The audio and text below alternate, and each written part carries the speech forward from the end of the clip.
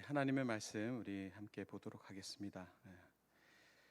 에스라서 1장 1절로 3절까지 말씀입니다.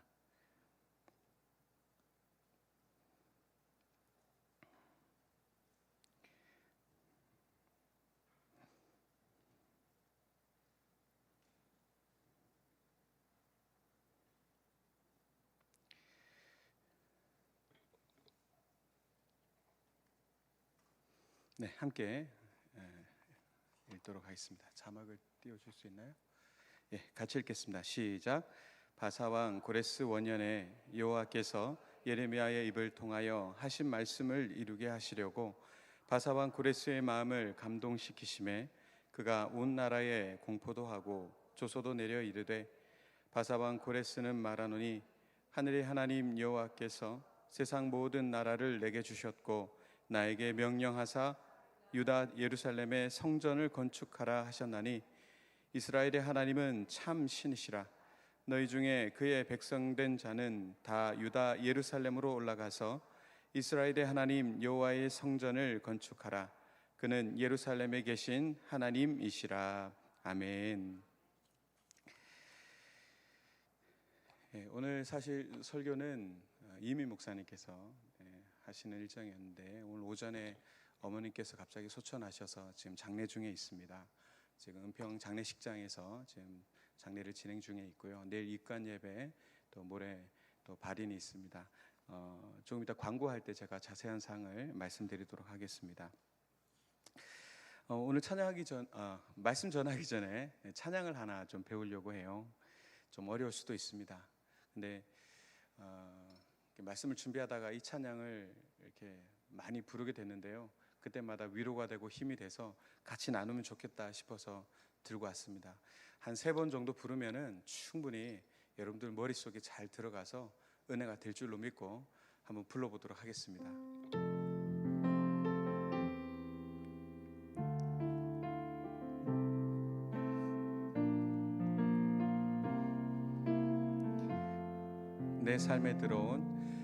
내 삶에 들어온 주님의 말씀이 내게 빛이 되시니 내 삶의 어두운 절망 가운데 소망 보게 하시네. 내 삶에 들어온 주님의 말씀이 나를 인도하시니 내 삶의 막막한 문제 가운데 주 뜻 보게 하시네. 말씀이 내게 역사하기를, 말씀이 내게 살아있기를, 하나님 말씀을 듣겠나이다. 주님의 음성을 듣겠나이다. 처음 배우는데 잘 넘겨주세요. 다시 한번. 내 삶에 들어온 주님의 말씀이 내게 빛이 되시니 내 삶의 어두운 절망 가운데 소망 보게 하시네. 내 삶에 들어온 주님의 말씀이 나를 인도하시니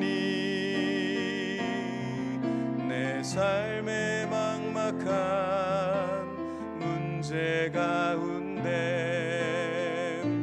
주 뜻 보게 하시네. 말씀이 내게 역사하기를, 말씀이 내게 살아있기를, 하나님 말씀을 주님의 음성을 듣겠나이다. 우리 다시 한번 하겠습니다. 내 삶에 들어온 주님의 말씀이 내게 빛이 되시니 내 삶의 어두운 절망 가운데 소망 보게 하시네. 내 삶에 들어온 주님의 말씀이 나를 인도하시니 내 삶의 막막한 문제 가운데 주 뜻 보게 하시네. 말씀이 내게 역사하기를 말씀이 내게 살아있기를 하나님 말씀을 듣겠나이다. 주님의 음성을 듣겠나. 말씀이 내게 역사하기를 말씀이 내게 역사하기를 말씀이 내게 살아있기를 하나님 말씀을 듣겠나이다. 주님의 말씀을 듣겠나이다. 아멘. 요즘 가장 필요한 게 뭘까? 뭐 여러 가지 있겠지만 하나님 말씀이 참 필요한 때다, 이런 묵상을 자꾸 하게 됩니다. 오늘 하나님의 말씀을 우리가 언약이라 하고 또 약속의 말씀이다 그렇게 얘기하는데요, 오늘 약속에 집중할 때라는 제목으로 하나님 말씀 전하도록 하겠습니다. 평생 여러분들이 살면서 한 번쯤은 가보고 싶은 곳이 있으시죠? 요즘 어차피 못 나가니까 대답도 안 하시고 그러시네.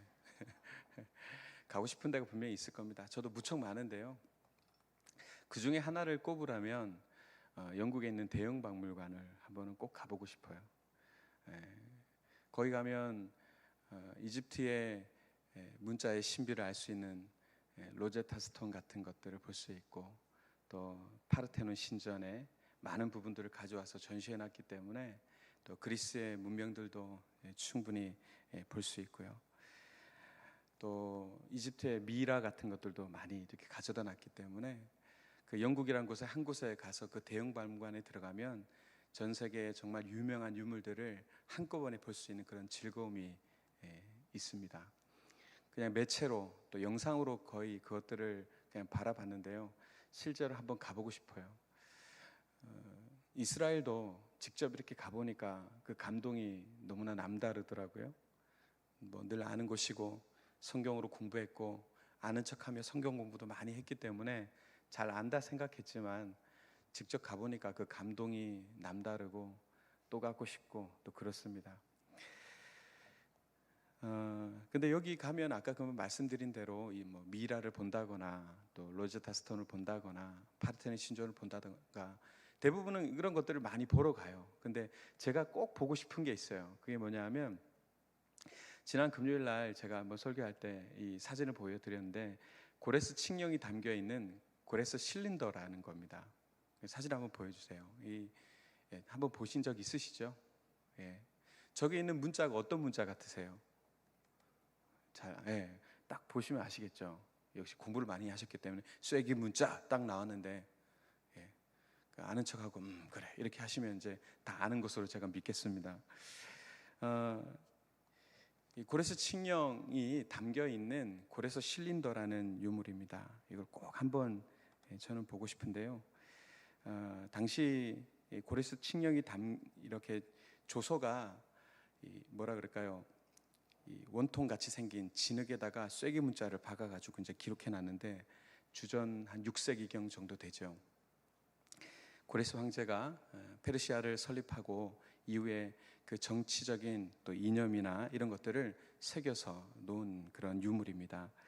1879년에 이 고대 메소포타미아 지역 바벨론의 폐허에서 발견됐다고 하는데요. 여기에 새겨진 내용이 이런 거랍니다. 여러 민족들이 있었습니다. 그죠? 바벨론이 점령했을 때 또 그 이전에도 아수르가, 그래서 많은 사람들이 이쪽으로 강제 이주되거나 그래서 많은 민족들이 섞여 있었는데 여러 민족에게 종교의 자유를 허용한다, 이런 내용. 그리고 바벨론 주민의 생계를 향상시킨다, 경제적 발전. 그 다음에 포로로 끌려온 민족과 그들의 소유한 조각상을 본국으로 돌려보낸다, 뭐 이런 내용들이 쐐기 문자로 기록되었다고 합니다. 특히 종교의 자유에 대해서 성문화를 했다는 점에서 이것이 바로 세계 최초의 그런 인권 선언문이다라고까지 이제 주장하기도 하더라고요. 한번은 볼 수 있겠죠.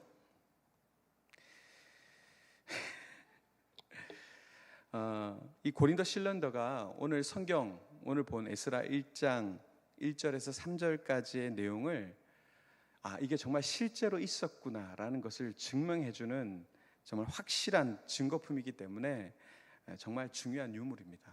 그래서 꼭 보고 싶은 거예요.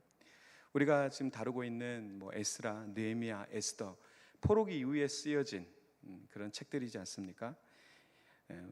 이 페르시아 왕 고레스에 대해서 우리가 잘 알지 못하면 사실 금방 나열했던 뭐 에스라, 느헤미야, 에스더 같은 포로기 이후에 쓰여진 성경에 대해서 참 진도가 나가기가 어렵습니다. 사실은 그만큼 고레스에 대해서도 굉장히 우리가 잘 알아야 되고, 일반 역사적으로도 이 고레스 왕은 굉장히 유명한 제왕으로서도 유명합니다.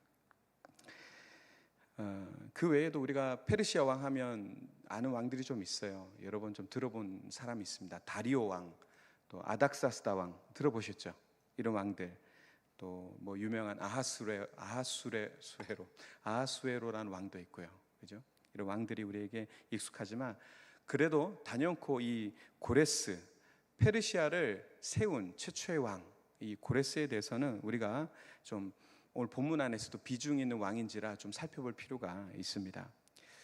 바벨론이라는 거대 세력, 거대한 그런 제국이 이 고대 근동을 지배하고 있을 때에 이스라엘을 포로로 끌고 가서 노예로 부리기도 하고요, 또 억압하고 또 탄압을 했었는데, 이 거대한 바벨론을 접수해버리고 페르시아라는 나라를 건설한 주인공이 바로 오늘 고레스 왕입니다.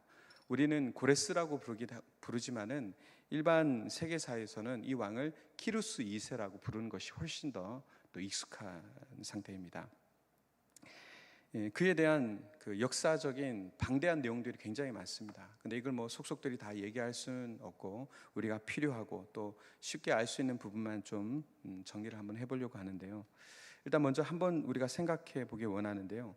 당시 이 바벨론이 이 거대한 제국으로 고대 근동을 다스리고 있을 때, 이 바벨론은 그 있는 지역이 티그리스 강과 유프라테스 강이 만나는 지점, 티그리스, 유프라테스, 이 두 강이 이렇게 만나는 지점에 위치해 있었던, 그것을 중심으로 자리 잡은 그런 왕국이었습니다. 지구본을 놓고 볼 때 지도를 우리가 잠깐 한번 볼 수 있을까요? 지도를 보면은 이걸 어떻게 설명해요? 아시리아라고 중간에 보이시나요? 아시리아. 그거 보면은 파란 글씨로 티그리스 강, 유프라테스 강 있죠. 유프라테스 강이 이름이 더 길거든요. 실제 강도 더 길어요. 유프라테스라는 더 긴 강과 짧은 티그리스 강이 만나는 그 지점에 지금 아시리아였지만 아수르가 바벨로니아에서 점령당한 이후에 이제 여기가 바벨로니아가 됩니다. 그리고 옆에 보시면 페르시아 제국이라고 빨간 글씨가 보이시죠? 또 그 밑에 보면은 수사라는 곳이 있고 밑에 페르세폴리스라는 게 있습니다. 여기가 우리가 흔히 얘기하는 바사라는 곳입니다. 바사, 페르세 이렇게 돼 있는데요. 우리는 읽을 때 파사라고 이제 번역이 돼서 읽고 있는데, 파사, 그리고 페르시아라고 적혀 있는 이 넓은 지역은 본래 이제 메데입니다. 메데라는 국가입니다. 메데라는 큰 제국 밑에 파사라는 조그마한 속국이 있었습니다. 그래서 우리가 메데 파사 이렇게 부르지만 사실은 메데가 큰 그런 제국이고, 밑에 있는 파사는 조그만 속국으로 메대에다가 조공을 낼 정도로 이렇게 좀 연약한 그런 지역이었습니다. 지금 이 보면은 이 바벨론 지역이 지금으로 보면은 이라크 지역이라고 할 수 있고요. 또 페르시아가 있는 곳은 지금 이란이라고 볼 수 있습니다. 이란. 당시 이 그림이 조금 이해가 되시나요? 예. 그 여기 페르시아라고 적혀 있는 제국의 메대인들은 자기들을 뭐라고 불러있냐면 아리아인이라고 불렀어요. 아리아인. 근데 이 뜻이 뭐냐면 귀족이라는 뜻을 가지고 있었습니다. 자신들이 이제 귀족이라는 것이죠. 그 아리안 하다가 아리안 이란이 된 겁니다. 지금 그래서 1935년에 그 아리안 이름이 이란으로 변했고 이것이 나라의 국칭으로 이렇게 변경되게 됩니다. 바벨론이 세계를 지배할 당시에는 당연히 메대와 바사도 바벨론의 통치를 받고 있었던 상황이죠. 지금부터 제가 이제 얘기할 때는 메대 파사를 그냥 페르시아라고 명칭하겠습니다. 왜냐하면 밑에 있던 금방 말씀드린 대로 페르세폴리스, 이 파사라는 나라가 페르시아를 완전히 점령한 이후에 페르시아가 됐고, 메대를 점령한 이후에 페르시아가 됐고, 이 페르시아가 파죽지세로 올라가서 바벨론을 삼키고 말 그대로 페르시아 제국을 이루었기 때문에 그냥 페르시아, 메대 파사를 그냥 페르시아라고 이렇게 명칭하도록 하겠습니다. 그럼 이 페르시아 제국의 초대 제왕이었던 이 고레스는 어떻게 태어나게 되었나? 당시 바벨론의 속국이었던 메대 파사, 그 중에 메대 파사 말씀드렸죠. 근데 메대의 왕이 있었습니다. 메대가 더 큰 나라였죠. 메대의 왕이 있었는데 그의 이름이 아스티아게스. 이 발음이 잘 안 돼요. 아스티아게스라는 사람인데 그 사람에게 딸이 하나 있었습니다. 그 이름이 만다네였습니다. 만다네. 뭔가 과일 이름 같은데 만다네라는 딸이 있었어요. 이 딸이 사실은 나중에 고레스 왕의 엄마가 됩니다. 아스티아게스의 딸이 만다네고 만다네의 아들이 고레스가 되는 겁니다. 그리고 그에게 아들도 있었어요. 아스티아게스의 아들이 있었습니다. 나중에 생겼는데 그의 아들의 이름이 다리오입니다. 다리오 하면 생각나실지 모르겠는데 그러니까 다니엘을 사자굴에 집어넣은 왕, 그렇게 아시면 될 것 같습니다. 어느 날 이 아스티아게스가 잠이 들었다가 이상한 꿈을 꿔요. 그 꿈이 뭐냐면 딸 이름이 뭐라고요? 만다네라는 딸이 있었다 그랬죠. 이 딸이 그 소변을 보는데 이 소변이 얼마나 많이 나오는지 온 세상이 그 딸의 소변으로 다 잠겨요. 굉장히 황당한 일이지 않습니까? 꿈을 꿨는데 뭐 꿈이야 뭐든지 할 수 있으니까요. 딸의 소변이 모든 세상을 덮어버렸습니다. 그래서 깜짝 놀라서 깨서 이것을 그 사제들에게 물어서 해몽을 했어요. 그랬더니 뭐라 그랬냐면 당신의 딸 만다네의 아이가 태어나게 될 것인데 그 아이가 이 모든 세상을 지배하게 될 것입니다. 이렇게 얘기를 한 거예요. 그랬더니 이 왕이 어떤 걸 느꼈을까? 위기감을 느끼게 되는 거죠. 사제들이 그렇게 얘기하니까. 그래서 왕권의 위협을 느낀 이 아스티아게스가 만다네의 후손이 왕이 될 수 없다. 그렇게 생각해서 어떻게 했냐면 그 딸이 지금 시집가기 전인데 그 밑에 있던 조그만 나라 메대 밑에 있던 파사라는 곳에 아주 가난한 출신의 사람에게 결혼을 시켜버립니다. 그러니까 원정 결혼을 시켜버려요. 왜? 만다네에서 아들이 태어나서 왕이 될까봐 아예 싹을 자르려고 그쪽으로 보내버리게 됩니다. 근데 그렇게 결혼한 이후에 아이가 생겼어요. 임신을 했습니다. 근데 그때쯤에 또 이 아스티아게스가 꿈을 꿨는데 어떤 꿈을 꿨냐 하면 이 만다네 이 딸의 음부에서부터 막 뭐가 포도나무 줄기들이 막 뻗쳐나오더니 또 막 세상을 그 포도나무가 다 덮어버리는 거예요. 그런 또 꿈을 꿨어요. 그래서 사제들한테 또 물어봤더니 이게 뭐냐 물어봤더니 똑같은 얘기를 한 겁니다. 만단의 아이가 이제 왕이 되어서 이 세계를 다 지배할 것입니다. 이렇게 얘기를 했어요. 그래서 아스티아게스는 그의 수하로 있던 하르파고스라는 사람에게 명령해서요 만단의 아이를 죽여라 이렇게 명령을 하게 됩니다. 근데 당시 아스티아게스에게는 아직 다리오라는 왕이 태어나기 전이었고요. 아들이 없었고 또 그 외손자 지금 만단의 아들이 사실은 자식이 없으면 외 손주가 와서 왕을 하는 것이 그들의 순리였기 때문에 이 왕의 명령을 받았지만 뭔가 이제 꺼림칙한 거예요. 죽이라고는 했는데 이 만단의 아들 이 고레스를 이게 죽일 수는 없고 이거 어떡하지 가다가 어떻게 했냐면 그 소를 치는 소치기라 그래야 되나요? 양치기도 아니고 소치는 사람에게 그 아들을 갖다 줍니다. 야, 이거 네가 죽여라. 나는 못 죽이겠다. 그 생뚱맞게 소치는 사람에게 갖다 줘서 그 아들 죽이게 하는데, 또 이 아이를 죽이려니까 이 집도 너무 좀 이렇게 그런 거예요. 왕의 아이인지 뻔히 아는데 이게 죽이려니까. 근데 마침 그 소치는 그 집안에 아이가 태어났는데 이 사산이 되어버린 거예요. 그러니까 좀 이렇게 절망이 되니까 그러면 이 아이를 우리가 기르고 이 사산한 아이를 그 아이라고 얘기하면서 주자. 그렇게 해가지고 그 아이를 이제 갖다 주게 되고 이 아이를 키우게 됩니다. 그래서 고레스가 이제 성장하게 되는 것이죠. 세월이 흘렀어요. 고레스가 성장을 했습니다. 근데 이 키루스가 성장을 해서 아이들하고 이제 뭔가 놀이를 하는데 왕 게임을 했나 봐요. 이 당시에도 왕 게임이 있었나 봐요. 왕 게임을 하는데 이 고레스가 왕이 됐어요. 근데 아이들하고 막 노는데 이 왕이 되니까 이제 뭔가 명령을 해야 되지 않습니까? 근데 거기에는 이렇게 소치기의 아들로 신분으로 있는 아이들도 있지만 귀족의 자식들도 있었거든요. 근데 왕 게임 하면 그래도 내가 왕이 되면 명령을 따라야 되잖아요. 근데 명령을 하는데 말을 안 듣는 거예요. 아니 내가 왕인데 너 명령을 안 따를 거야? 그랬더니 그 고위 관부의 자식이었나 봐요. 그 아이가 막 고집 부리면서 내가 왜 소치기의 자식 따위의 말을 들어야 되냐? 이 말을 듣고 고레스가 어떻게 뚜껑이 열려서요 막 반 죽도록 패버린 거예요. 그랬더니 이제 어떻게 됐습니까? 그 당시도 치맛바람이 있었지 않겠어요? 엄마 아빠가 뛰쳐나와서 왕에게 쫓아간 거예요. 이놈 자식이 우리 아이들을 때렸습니다. 이 소치기의 아이가. 그랬더니 이 아이가 강변을 하는 거예요. 우리는 왕 게임을 하고 있었습니다. 저는 왕이었고요. 얘는 신하였어요. 그래서 제가 명령하는데 얘가 말을 안 듣잖아요. 고래고래 소리 지르고 너 따위가 이렇게 얘기하는데 가만히 있을 수 있나요? 그래서 때렸어요. 말을 듣고 보니까 맞죠?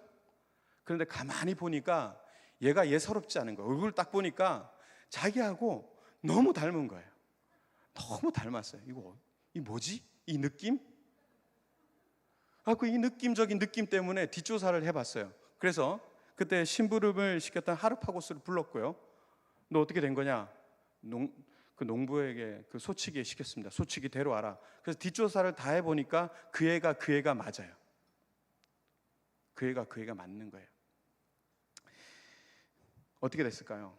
왕이 열이 확 받았죠. 이 왕이 화가 났어요. 그 아스티아게스가 하나님께 점잖은 척 하다가 이 하르파구스를 초청했어요. 그리고 너의 13살 아들도 데리고 와라. 그리고 같이 초청을 했어요. 근데 데려왔는데 그래서 자, 우리 같이 식사합시다. 근데 이제 한참 이렇게 식사를 하는데 요리가 하나 나왔어요. 그래서 자, 이거 먹어봐라. 새로운 고기가 나왔는데 한번 먹어봐라. 그래서 먹고 나서 이렇게 물었어요. 이 고기가 어떠하냐? 그랬더니 이게 살면서 처음 먹어보는 고기입니다. 그랬습니다. 그리고 나서 옆에서 다시 불러갖고 접시를 들고 왔는데 뚜껑을 딱 여니까 13살 난 자기 아들의 머리와 팔다리가 거기에 있는 거예요. 이게 뭡니까? 자기가 시키는 대로 하지 않았고, 그래서 고레스가 살아있다는 것에 대해서 화가 나는 바람에 그 하르파고스의 아들을 잡아서 그 고기를 먹게 하는 아주 악독한 짓을 저지른 거예요. 근데 그 앞에서 이 하르파고스가 어떻게 했냐면 왕의 마음을 알겠습니다. 제가 잘못했습니다. 제가 충성을 다하겠습니다. 그리고 돌아갔어요. 그냥 보냈어요. 이게 큰 실수가 되었습니다. 마음의 앙심을 품고 있었어요. 그리고 그는요 고레스를 찾아갑니다. 그리고 그에게 문물을 가르치고요 그로 하여금 계속 역동하게 했습니다. 나중에 이 키루스가 세력을 기르고 이 왕과 이렇게 대적을 하는 상태가 됐을 때 이 아스티아게스가 하르파고스에게 군사를 주면서 너 지금 저기 고레스가 일어나서 나를 지금 공격하려고 하는데 네가 가서 본때를 좀 보여줘라. 예, 알겠습니다. 군사를 막 잔뜩 데리고 갔어요. 군사를 데리고 가서 그대로 그 군사를 다 데려다가 고레스 앞에 딱 갖다 주면서 같이 힘을 합치자. 그래갖고 매대로 쳐들어갔어요. 어떻게 됐을까요? 손에 피 한 방울 안 맺히고 한 번에 그냥 메대를 다 접수해 버린 겁니다. 그렇게 해서 페르시아가 태동이 됐다고 합니다. 뭐 신화 같은 얘기지만 아무튼 그런 얘기가 있습니다. 재밌으시죠? 재밌는 건 여기까지. 이런 과정을 통해서 또 메대를 접수하고 페르시아를 세워서 바벨론까지 쭉 이렇게 밀고 나가서 나라를 일으키게 되죠. 자, 이런 정황들을 봤을 때 여러분, 고레스가요 믿음의 뿌리가 있습니까? 사실 그는요 철저한 이방인이었어요. 믿음의 사람이 아니었습니다. 하나님을 믿는 사람이 아니었어요. 당시 제국주의의 어떤 정서들을 봐도 포로 삼은 나라들에 대해서 굉장히 잔혹하게 또 그렇게 억압하는 그런 모습이었는데, 이상하게 이렇게 이방인이었고요, 하나님을 믿지 않는 자였는데 그는 놀라운 조소를 내려서 그들에게 해방을 주고요, 오늘 정말 1, 2, 3절을 읽다 보면 이 사람이 크리스찬인가 하나님의 백성인가 싶을 정도로 놀라운 고백을 하는 모습을 보게 됩니다. 오늘 1절을 한번 보시죠. 1절을 보면 바사온 고레스 원년에 여호와께서 예레미야의 입으로 하신 말씀을 응하게 하시려고 바사온 고레스의 마음을 감동시키심에 저가 온 나라에 공포도 하고 조소도 내려 가로되. 하나님께서 그의 마음을 감동시키셨대요. 조소를 내렸어요. 근데 그 내용이 뭐냐? 바사왕 고레스는 말하노니 하늘의 신 여호와께서 세상 만국으로 내게 주셨고 나를 명하사, 누구께서요? 여호와께서 내게 세상 만국을 주셨고 나를 명하사 유대 예루살렘의 전을 건축하라 하셨나니. 이방인이었는데 이렇게 고백하고요, 3절에 가서 이스라엘 하나님은 참 신이시라. 너희 중에 무릇 그 백성된 자는 다 유다 예루살렘으로 올라가서 거기 있는 여호와의 전을 건축하라. 너희 하나님이 함께 하시기를 원하노라. 지금 이 에스라서를 읽고 있는 이 포로기 시절의 이스라엘 백성들의 심경이 어떨까? 여러분 한번 상상을 한번 해보시죠. 여태까지 나라 잃은 백성으로 살았어요. 성전도 없이 하나님 앞에 제대로 된 예배도 드리지 못하고 제사도 지내지 못하고 구석구석 회당을 만들어 그저 모여서 기도하고 말씀 나누는 그런 세월을 보냈어요. 근데 그 속에서 이 세월이 도대체 얼마나 길어지게 될까? 어떤 이 상황이 정말 막막하지 않았겠습니까? 사실 지금 우리도 어떻습니까? 지난 몇 주간 우리가 이 자리에 모이지 못했습니다.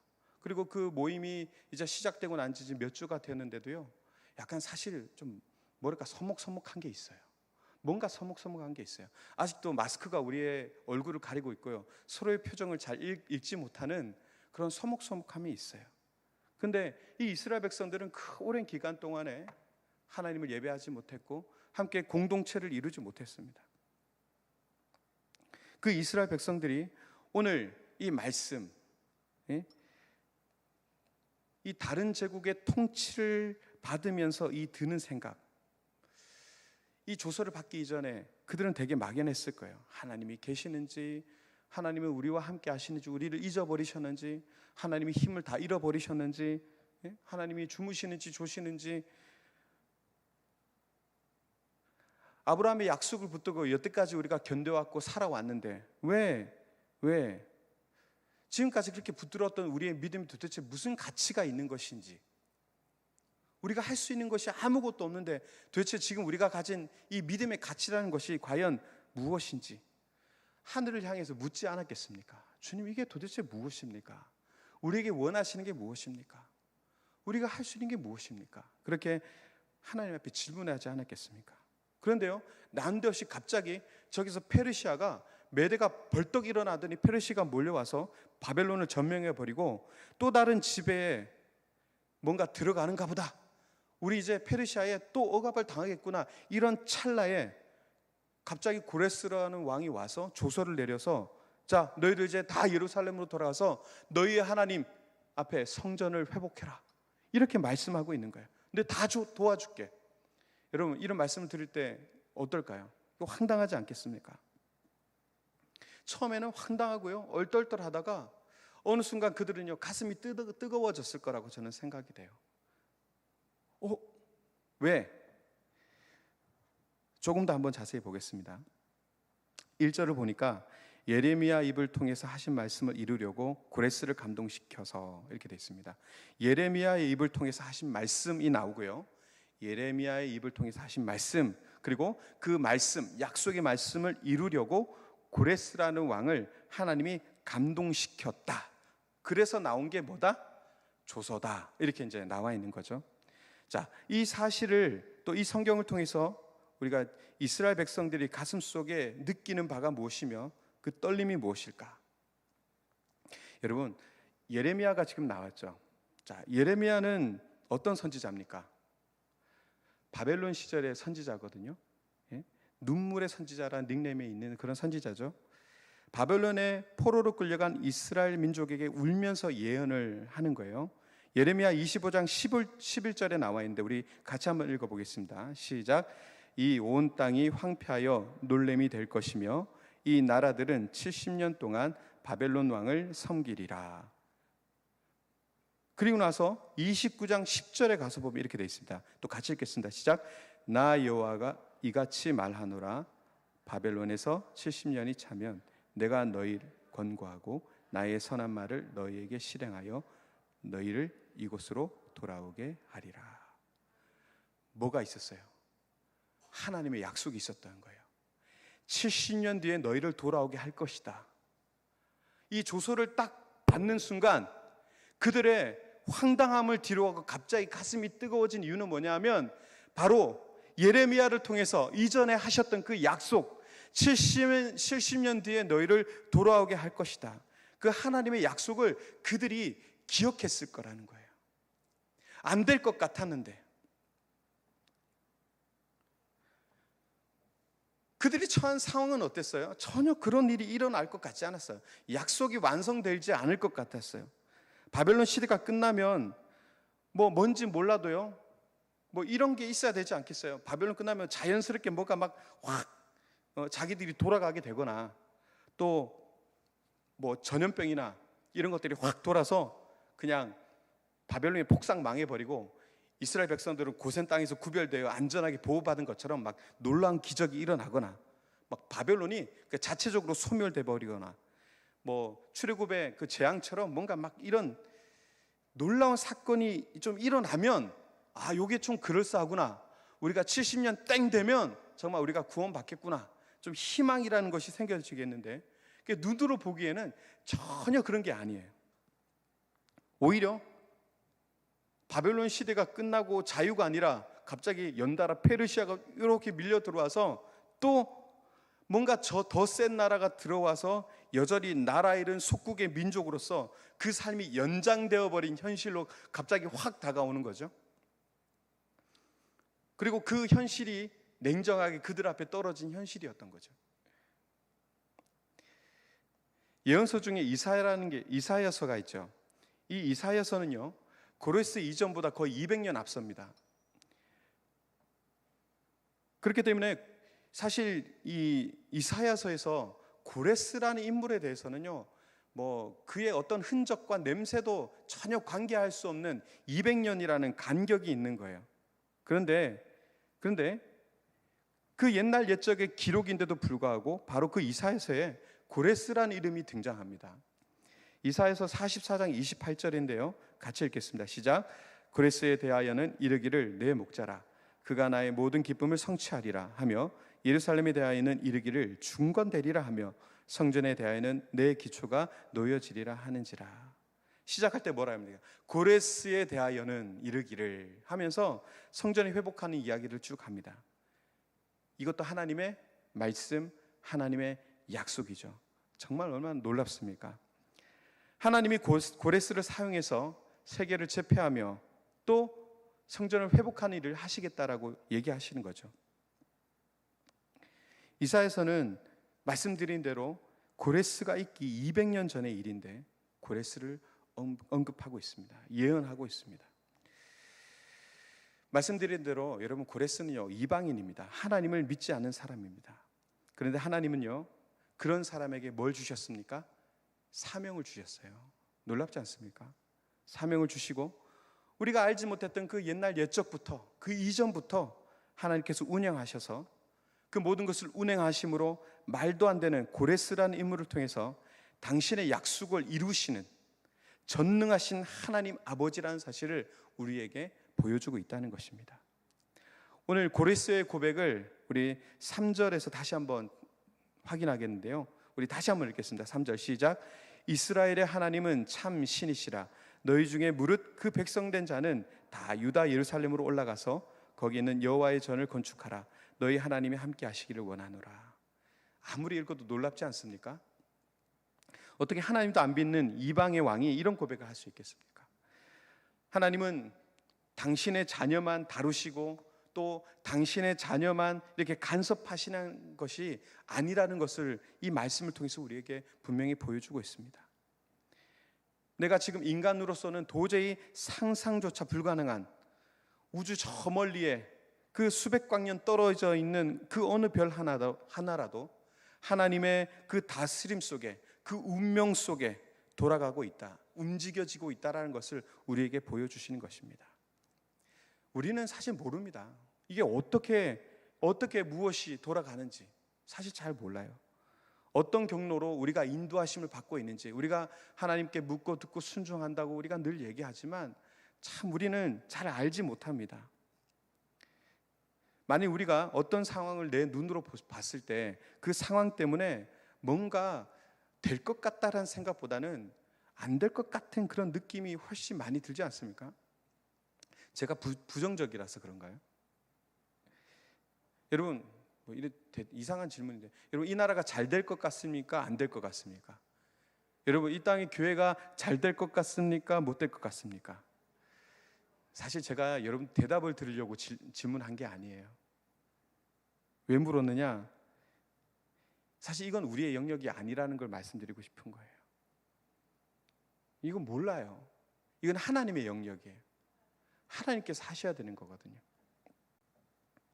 어떤 상황이 있거나 또 나쁜 사건이 있으면 우리가 되게 나쁘게 될 것 같은 그런 마음이 들어요. 그렇죠? 좀 나아질 것 같은 기미가 들면 막 하다가 막 풀어헤쳐지다가 조금 다른 일이, 나쁜 일이 또 생기면 팍 쪼그들어서 막 쫄아붙는 그런 우리의 모습이 있지 않습니까? 사람의 감정과 감각이라는 것이 정말 요동하기 십상이거든요.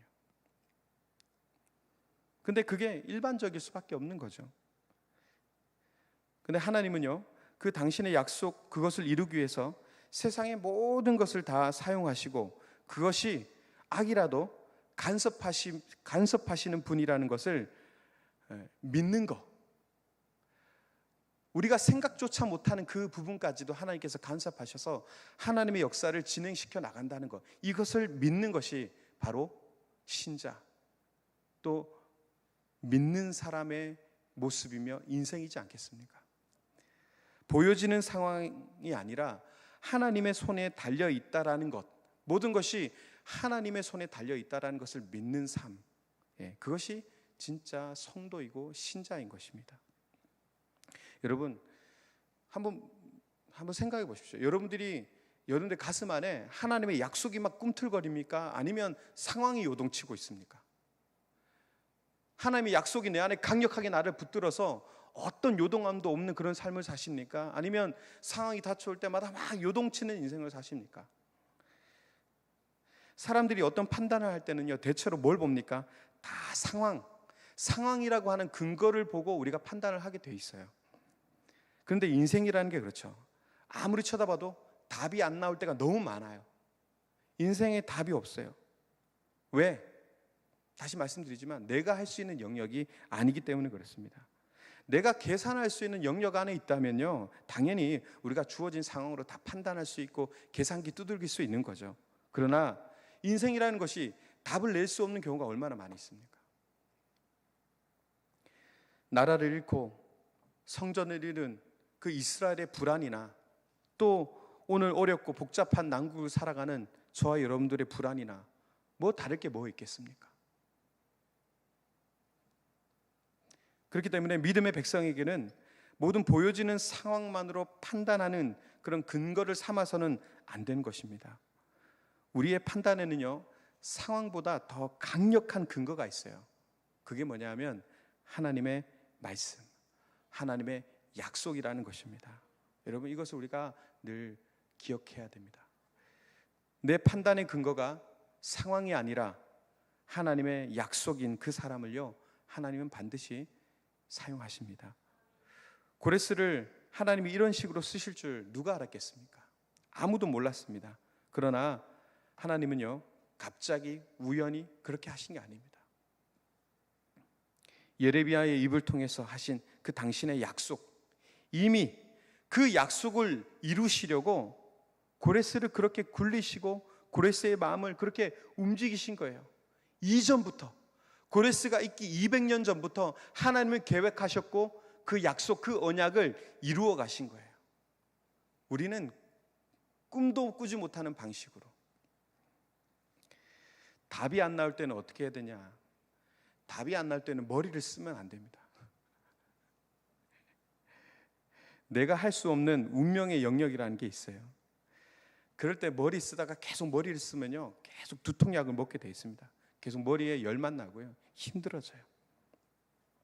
머리를 쓰지 말고 믿음을 써야 됩니다.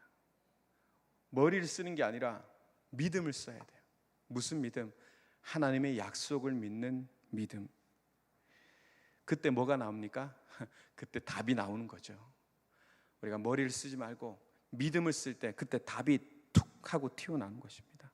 그게 진짜 정답인 거예요. 그게 두려워야 할 문제인지 아닌지, 두려워하지 말아야 할 약속이 아무튼 우리가 집중해보고 다시 한번 뭔가 한번 답을 한번 내보세요. 지금 우리가 왜 이렇게 요동치고 있는지.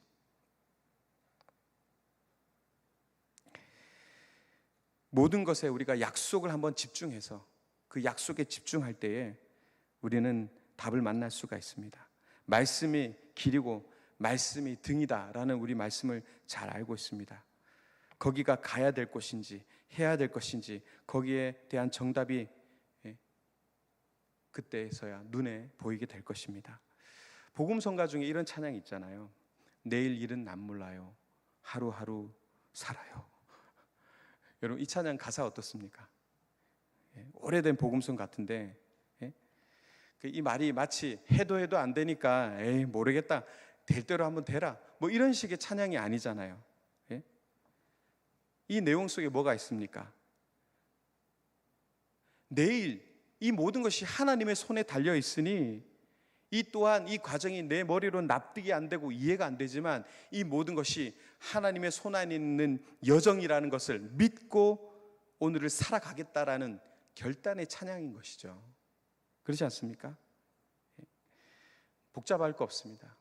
하나님의 약속에 집중하면 답은 나오게 되어 있습니다. 주시는 그 답대로 그렇게 살아갈 때에 하나님, 우리는 믿음의 가치를 만끽하며 살아가게 되는 그런 승리의 인생을 살게 될 줄로 믿습니다. 그러한 승리가 있으시기를 주님의 이름으로 축원드립니다. 이 시간 우리 기도하기 전에 우리 처음에 배웠던 찬양 한 번 더 하고요, 한번 기도하겠습니다. 말씀이 내 안에 들어올 때 빛이 되고 길이 될 줄로 믿습니다. 그 삶이 우리를 인도하실 줄로 믿습니다. 내 삶에 들어온